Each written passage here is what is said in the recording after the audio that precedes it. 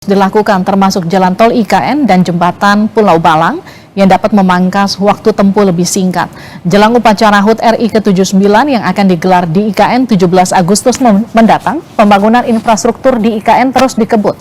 Tak terkecuali infrastruktur pendukung seperti jalan tol IKN dan jembatan Pulau Balang yang dapat mempersingkat waktu tempuh jadi hanya 40 menit dari kota Balikpapan ke IKN. Namun pembangunan tol IKN dan jembatan Pulau Balang terkendala pembebasan lahan. Meski demikian, otoritas IKN optimis pembebasan lahan bakal segera terlaksana. Pemerintah menyatakan tidak akan membuat rugi masyarakat. Jika terbentur oleh aturan dan regulasi, maka pemerintah siap mencarikan solusi. Kalau untuk sarana pendekat ya ke IKN melalui jalan tol yang sedang berproses, ditargetkan kan selesai di bulan Juli ini ya.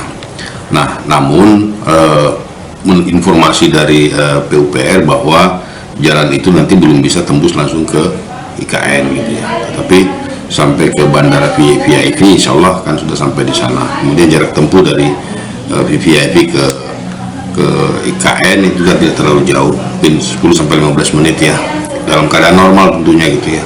Nah, di sisi Balikpapan juga masih penyelesaian di sisi IKN, PPU masih ada beberapa segmen yang juga melakukan akselerasi